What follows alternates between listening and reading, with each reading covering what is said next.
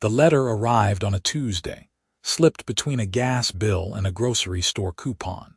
Its envelope made of cream-colored paper, so thick it felt expensive between Clara Rivera's fingers.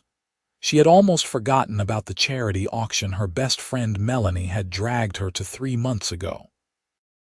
The wine had been flowing.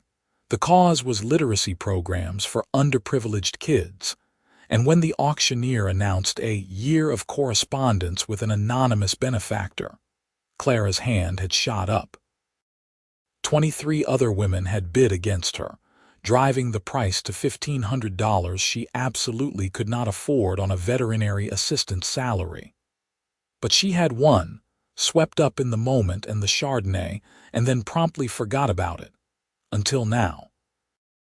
Clara tore open the envelope carefully, pulling out a single page of heavy stationery. The handwriting was masculine, confident, each letter formed with precision.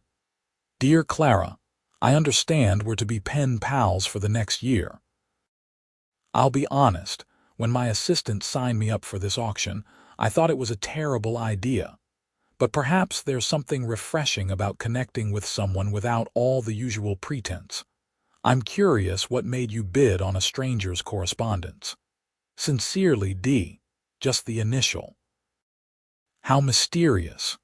Clara sat at her tiny kitchen table, the apartment quiet except for the hum of the refrigerator and the muffled sounds of her neighbor's television through the wall. She pulled out a notepad and began to write. Dear D, I bid because my friend Melanie kept refilling my wine glass, and I have poor impulse control when it comes to doing good things for charity. Also, I was feeling a bit lonely that night, if I'm being honest. I work long hours at an animal clinic, and most of my conversations involve discussing intestinal parasites or explaining to pet owners that their dogs cannot, in fact, eat chocolate.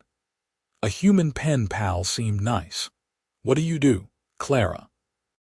She recopied it onto decent stationery the next day and mailed it, expecting nothing. His reply came a week later. Dear Clara, I appreciate your honesty. Loneliness is something I understand well, though I suspect for different reasons than yours. I run a manufacturing company.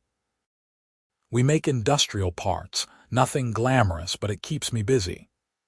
Too busy, according to my mother, who calls weekly to remind me I'm 32 and still single.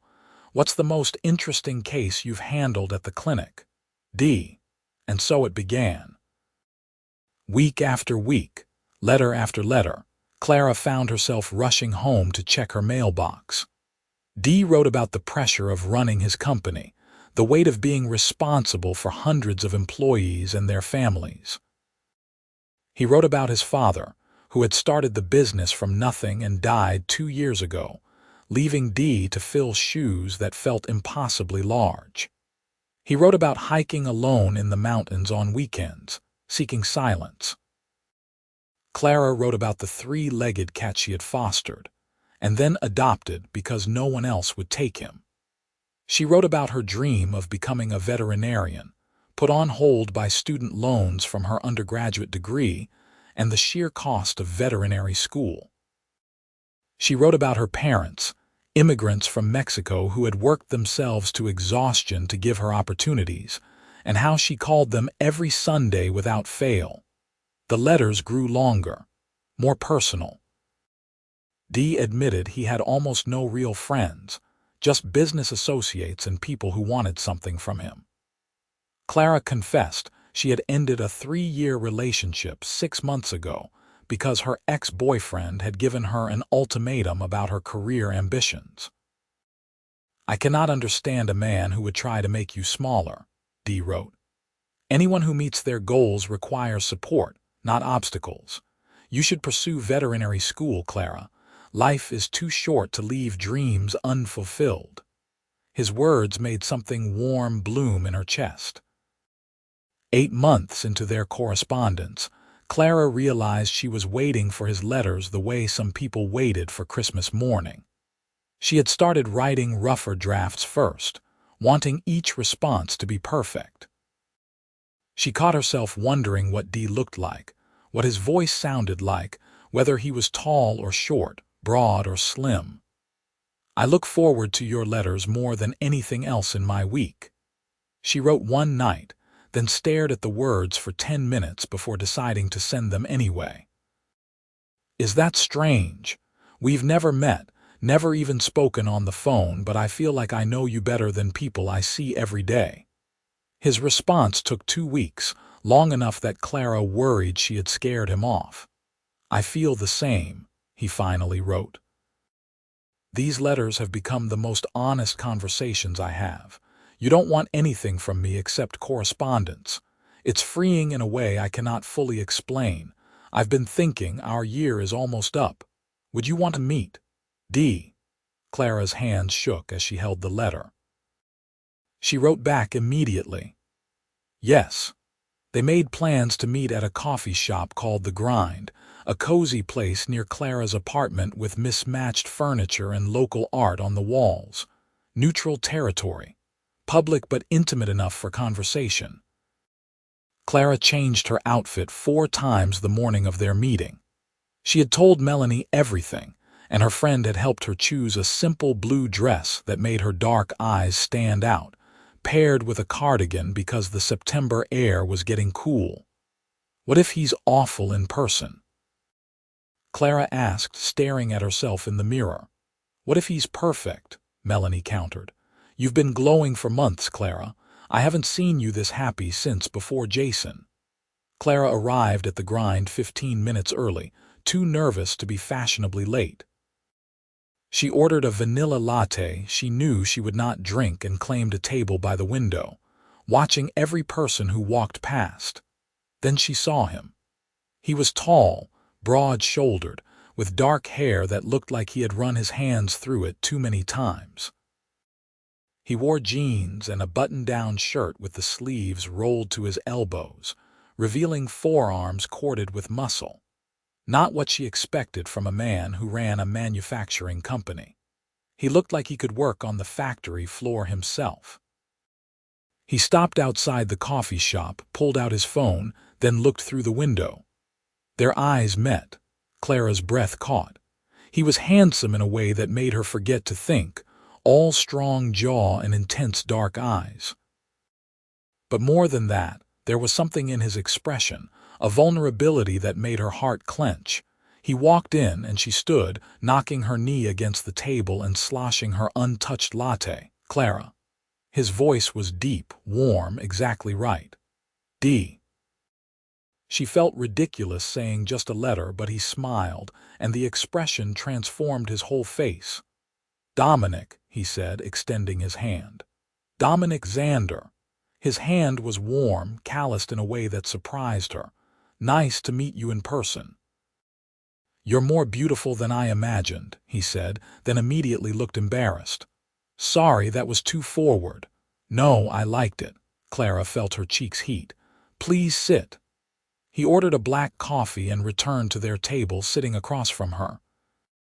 Up close, she could see the shadows under his eyes, the tiny scar above his left eyebrow, the way his shoulders carried tension. "I'm nervous," he admitted. "I've been thinking about this meeting for weeks, and now I'm worried I'll disappoint you. Letters are easy. I can think about what I want to say. In person, I'm apparently just blurting out that you're beautiful." Clara laughed, some of her own tension easing. "I'm nervous too. I kept wondering if you'd be different than your letters, but you're not. You're exactly you." They talked for 2 hours, conversation flowing as easily as it had on paper. Dominic told her about the first time he had to fire someone, how it had made him physically ill. Clara told him about the dog she had not been able to save last month, how she had cried in the clinic bathroom afterward. They discussed movies and books, argued good-naturedly about whether pineapple belonged on pizza, and discovered they both loved thunderstorms. "I should probably tell you something," Dominic said eventually, his expression growing serious. "About my company. Okay, it's not small. We do international business, government contracts. I have manufacturing facilities in 7 states. He paused, watching her reaction carefully. I'm fairly wealthy, Clara. Very wealthy, actually. I didn't know how to bring it up in the letters without sounding like I was bragging or without it changing things between us. Clara processed this information. How wealthy are we talking? Forbes list wealthy. Not top 10 or anything, but I'm on there. Oh, Clara sat back. That's pretty wealthy. Does it bother you? She considered the question honestly.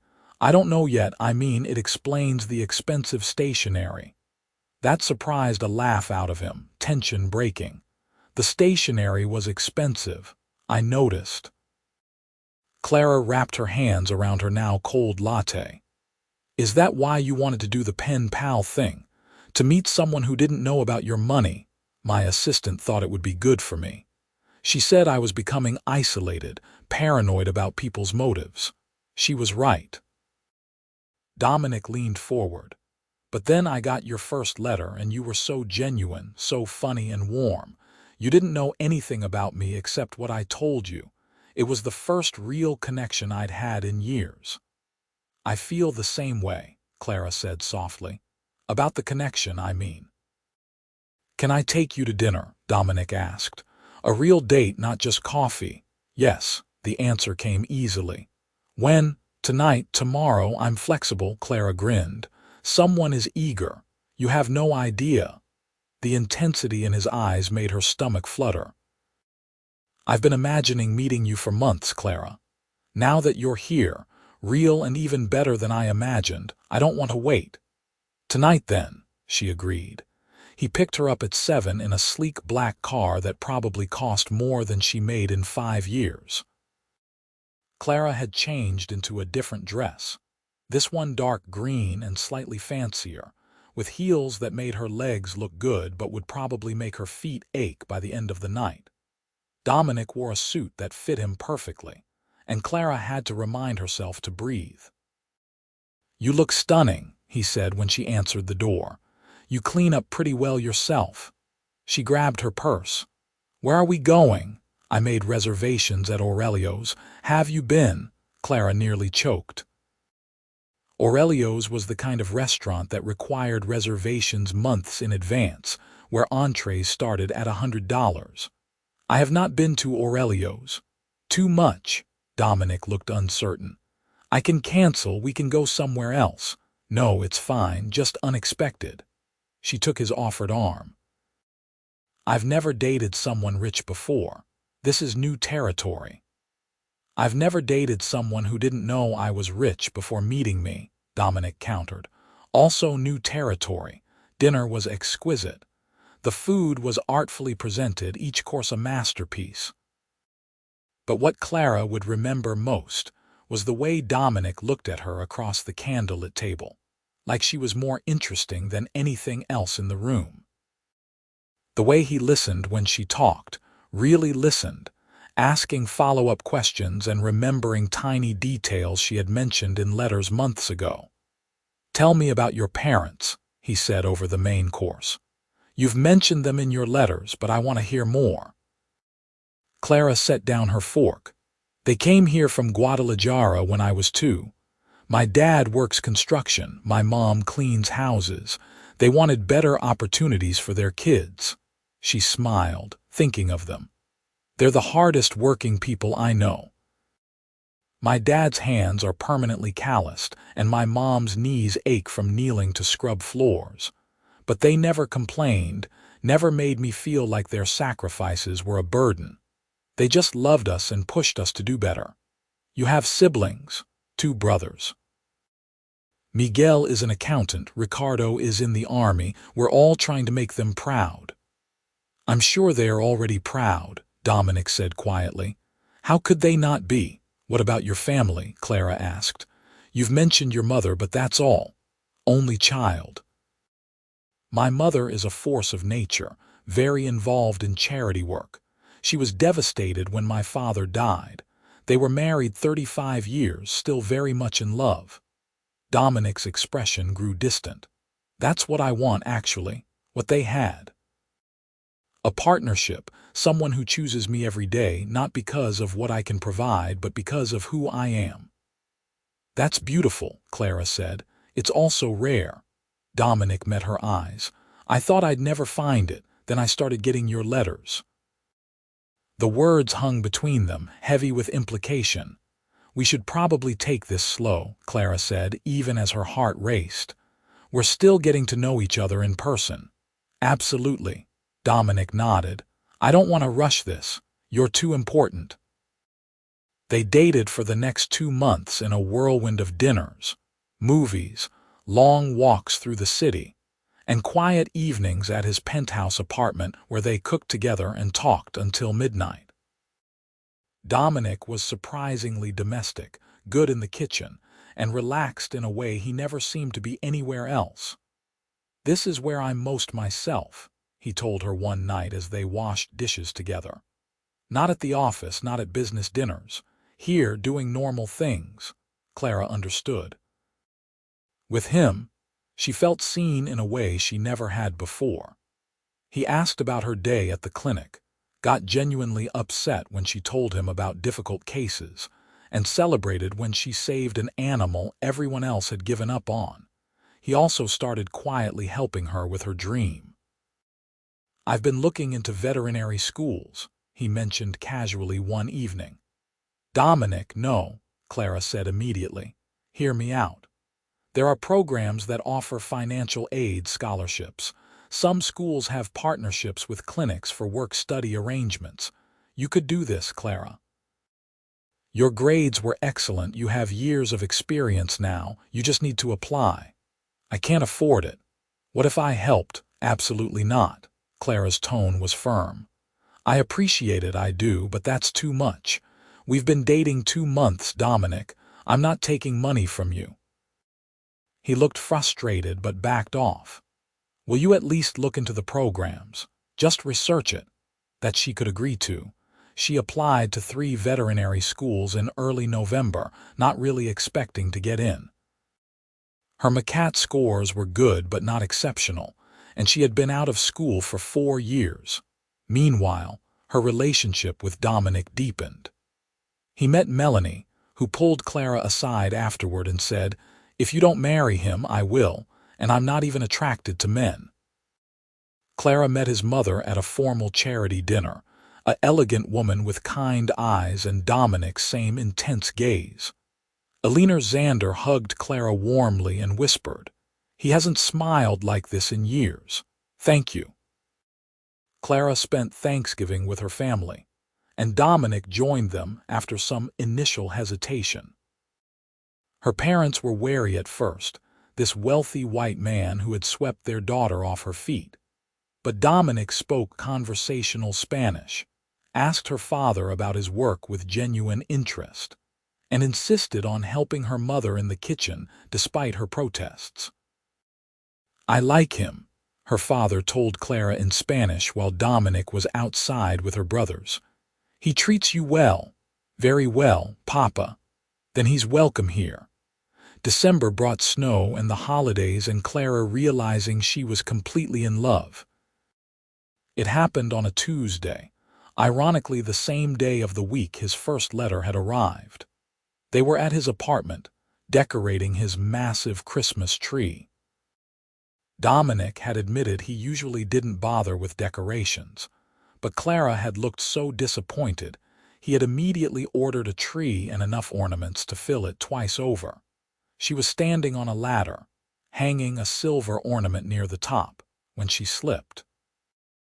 Dominic caught her effortlessly, strong arms steadying her, and she looked down into his face and just knew. I love you, she said, his eyes widened. What? I love you, she repeated more confidently. I know it's only been a few months, but I can't keep it in anymore. I love you, Dominic. He set her down gently, and for a terrifying moment, Clara thought she had made a mistake.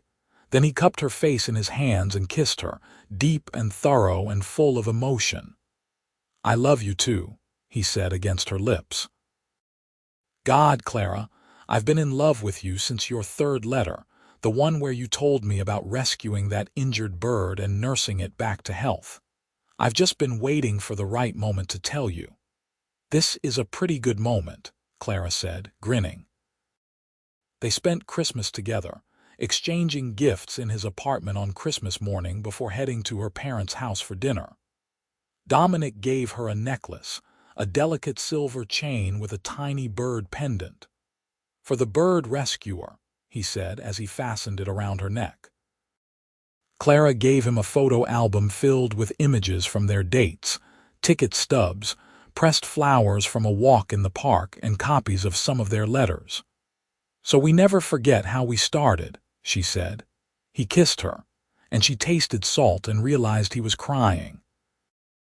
The acceptance letter from State Veterinary College arrived on January 15th, almost exactly a year after Dominic's first letter.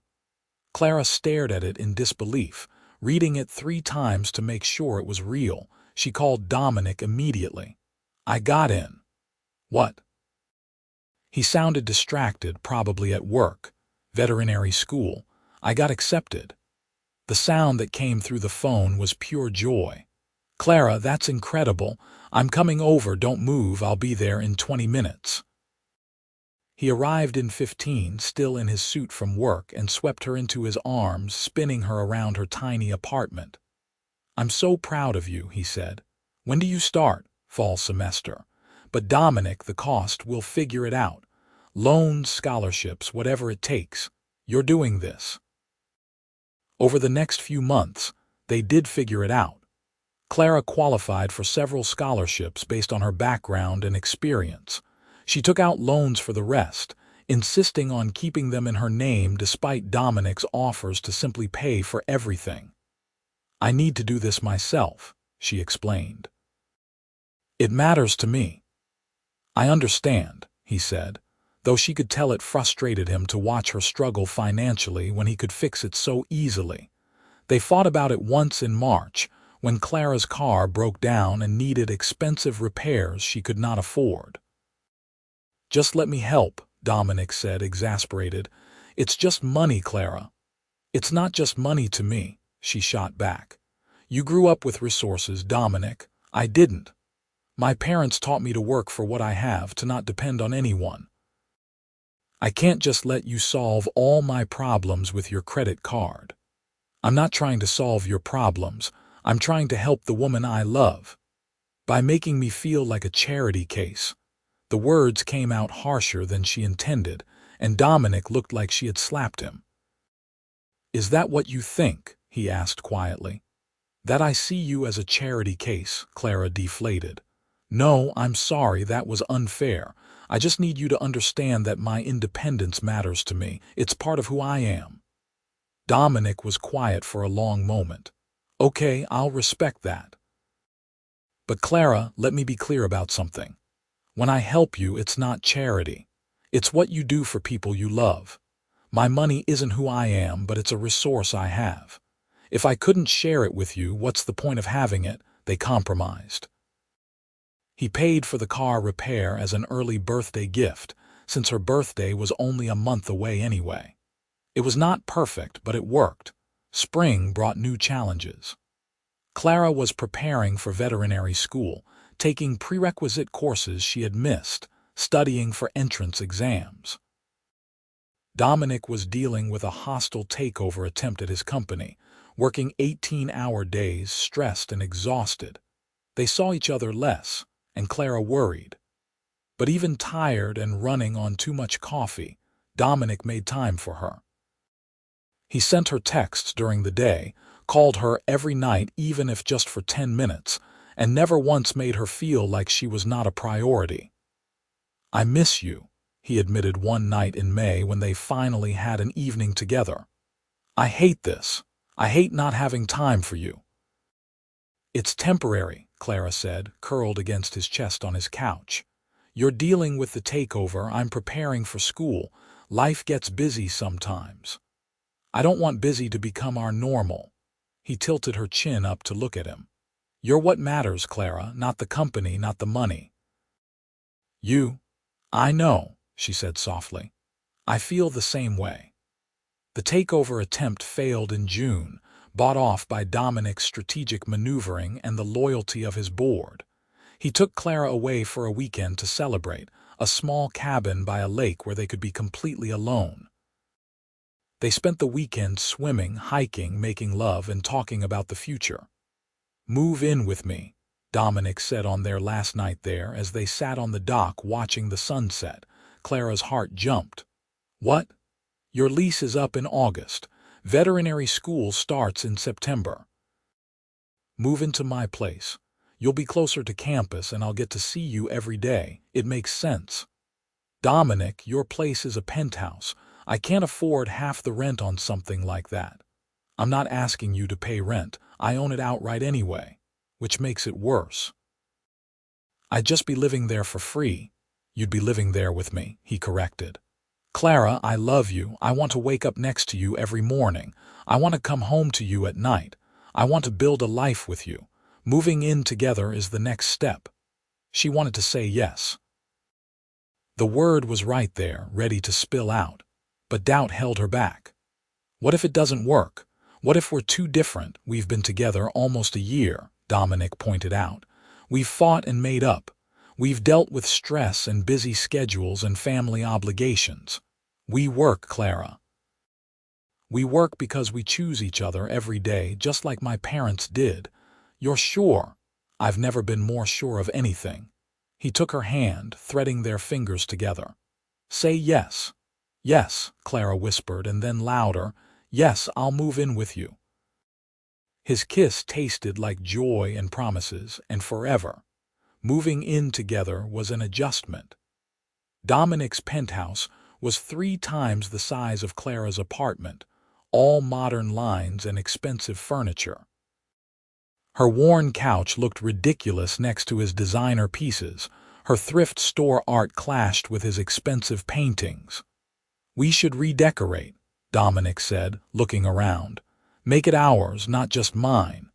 They spent August slowly transforming the space. Clara added warmth with throws and pillows in rich colors. They hung photos together, mixed her books with his on the shelves, and turned the spare bedroom into a study space for Clara's schoolwork. "It feels like home now," Dominic said one night as they christened the new couch they had picked out together. Clara started veterinary school in September, immediately overwhelmed by the workload. The other students were mostly younger than her, fresh from undergraduate programs. She felt behind, struggling to keep up. Dominic became her anchor. He quizzed her on anatomy, brought her coffee during late-night study sessions, and held her when she cried from the stress. "You're doing great," he assured her after her first round of exams, where she had scored in the middle of her class. "This is your first semester, Clara. Give yourself time to adjust." She improved steadily, finding her rhythm. By the end of the fall semester, her grades had climbed, and she had made friends with 2 other students, forming a study group that met twice a week. Their first Christmas living together was magical. They decorated the penthouse extensively, Clara insisting on multiple trees because, if you have the space, why not? They hosted both their families for dinner, Clara's parents wide-eyed at the penthouse but warming up when Dominic's mother, Eleanor, complimented her cooking and asked for recipes. "Your mom is wonderful," Eleanor told Dominic later, helping Clara in the kitchen. "And Clara, dear, you've made my son happier than I've ever seen him. I hope you know how much you mean to him." "He means everything to me," Clara said honestly. On New Year's Eve, they stayed home, just the 2 of them.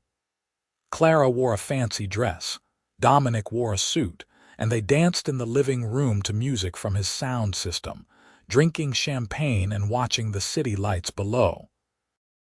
"2 years ago, I never imagined this," Dominic said as they swayed together. "I thought I'd spend my life alone, buried in work, never finding someone who wanted me for me." "I never imagined it either," Clara admitted. "I thought I'd never get to veterinary school, never find someone who supported my dreams instead of resenting them." Then I bid on a pen pal in a wine-fueled moment of charity, and everything changed. Best $1,500 you ever spent, Dominic teased.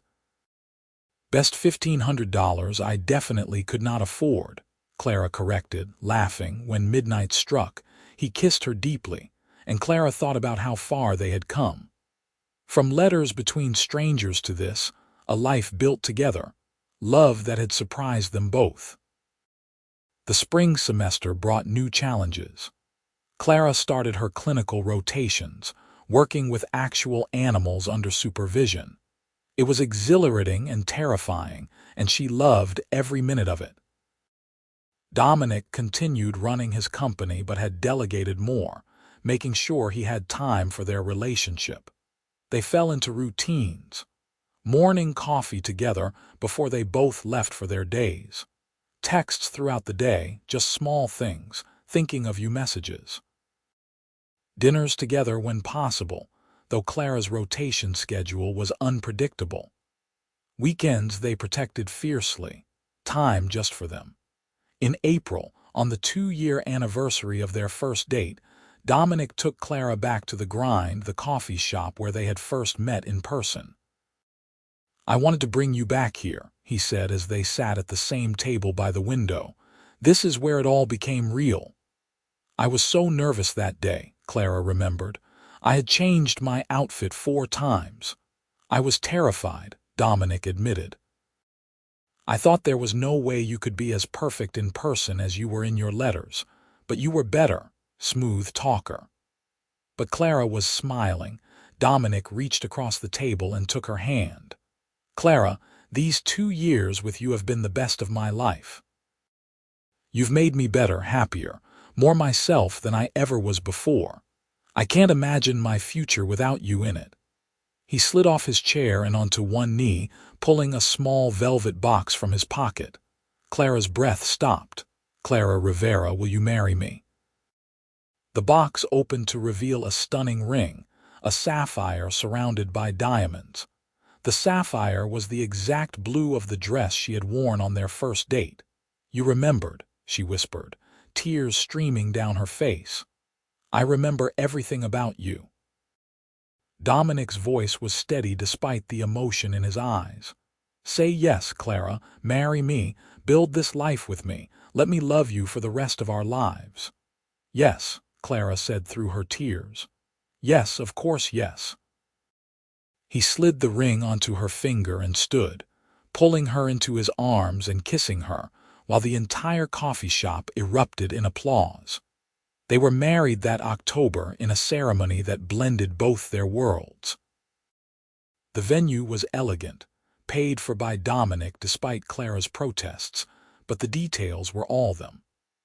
Clara wore her mother's mantilla veil, a family heirloom. Dominic's vows were handwritten, referencing their letters, promising to always be as honest with her in person as he had been in ink. Clara promised to choose him every day, to build their partnership with the same care she had built their correspondence. Her father walked her down the aisle with tears in his eyes. Dominic's mother cried openly. Melanie served as maid of honor and told embarrassing stories at the reception. Dominic's best man, his cousin Adrian, revealed that Dominic had been insufferable with happiness since meeting Clara, and they were all grateful she had agreed to marry him. "To pen pals who became partners," Adrian toasted. "May you write the rest of your story together." The honeymoon was 2 weeks in Italy, exploring Rome and Florence and the Tuscan countryside. They ate too much pasta, drank too much wine, and made love in their villa overlooking rolling hills. Dominic read to Clara from Italian romance novels, translating badly on purpose to make her laugh. Clara dragged him to every animal rescue shelter they passed, unable to resist meeting the dogs and cats. "We should get a dog," she said one afternoon. "We should get several dogs," Dominic countered. "We have room." They returned home married and happy and planning for the future. Clara had 1 more year of veterinary school. Dominic started teaching her about the business, bringing her to meetings, showing her how everything worked. "I want you to be involved," he explained. "This is our life together. The company is part of that." Clara graduated from veterinary school at the top of her class in May, 3 years after that first letter had arrived. Her parents sat in the front row, beaming with pride. Dominic cheered so loudly when her name was called that several people turned to look. "Dr. Rivera," he said afterward, kissing her, "I'm so proud of you." "It still doesn't feel real," Clara admitted, looking at her diploma. "I actually did it." "You did it," he confirmed. Now what? Clara had been thinking about that. Several clinics had offered her jobs, good positions with solid salaries. But she had another idea. "I want to open my own practice," she said. "A clinic that serves lower-income families, sliding scale fees, partnered with rescue organizations. I want to help people who love their animals but can't always afford top-tier veterinary care." Dominic's smile was immediate. "That's perfect. Let's do it." "It'll be expensive to start up," Clara warned. "Good thing I have some savings." His tone was dry and Clara laughed. "Some savings." "Right." They spent the summer planning. Dominic handled the business side, Clara designed the medical aspects. They found a location in a neighborhood that needed services, hired a small staff, and opened Rivera Animal Clinic in November. The clinic was Clara's dream realized. She worked long hours but loved every minute. Families came in with sick pets and limited budgets, and Clara made it work. Word spread quickly about the new clinic where the doctor actually cared, where you could get quality care without going bankrupt. Dominic stopped by almost every day, usually with lunch or coffee, always with a kiss and words of encouragement. He watched Clara with her patients, gentle and competent and full of compassion, and fell in love with her all over again. 2 years after they married, on a quiet Sunday morning, Clara told him she was pregnant. Dominic stared at her, coffee cup frozen halfway to his mouth. "Pregnant? About 8 weeks." Clara was nervous despite herself. They had talked about kids, wanted them eventually, but this was earlier than planned. "I know we said we'd wait another year," but he set down his coffee and pulled her into his arms.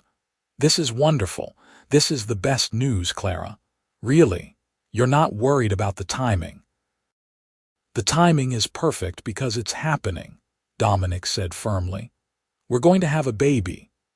Their daughter Sophia was born the following spring, tiny and perfect with Clara's dark hair and Dominic's eyes.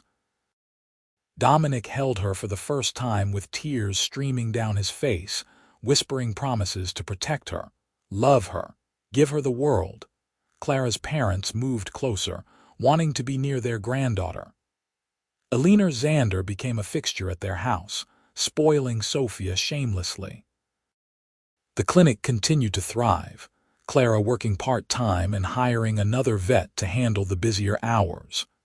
Their son Marco arrived 2 years later, completing their family. The penthouse, once so modern and sterile, was now filled with toys and laughter and the beautiful chaos of family life. 5 years after their wedding, on a rare, quiet evening with both kids asleep, Clara and Dominic sat together on their couch, the same one they had picked out when she first moved in. "You remember your first letter?" Clara asked, curled against his side. "Of course. I thought the whole pen pal thing was ridiculous. And now I think it was the best ridiculous thing that ever happened to me." Dominic kissed the top of her head. "That letter led to you, to this, to everything that matters." Clara thought about that first Tuesday, the expensive envelope, the single initial signature. She thought about how lonely she had been, how he had been lonely too, both of them looking for connection in a world that felt increasingly disconnected. "I never expected the letters would lead to love," she said softly. "Neither did I." Dominic's arms tightened around her. "But here we are. Here we are, Clara echoed, looking around at the life they had built. The photos on the walls, the toys scattered across the floor, the sound of their children breathing in the next room. All of it had started with words on paper, honesty between strangers, a connection neither of them had been looking for but both desperately needed. She had bid on a mysterious pen pal in a wine-fueled moment of charity and loneliness. He had reluctantly agreed to participate in an auction, looking for something real in a life full of pretense. And somehow, impossibly, they had found each other. The letters had been the beginning, but this was the story they were writing together now.